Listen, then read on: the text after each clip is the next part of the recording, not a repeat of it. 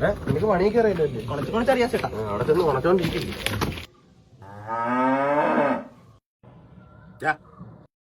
എന്തുവാടാ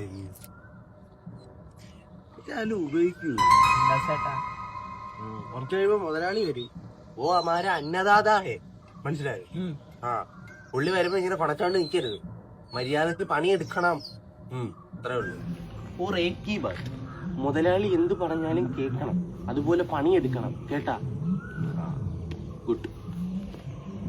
ஒருவன் ஒருவன் முதலாளி, உலகில் மற்றவன் தொழிலாளி, விதியை நினைப்பவன் ஏமாளி, அதை வென்று முடிப்பவன் அறிவாளி. മലയാളി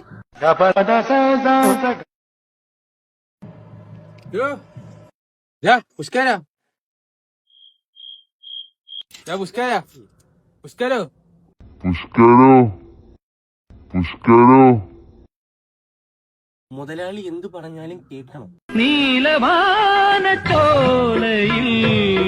നീന്തിടുന്ന ചന്ദ്രികേ, ഞാൻ രചിച്ച കവിത.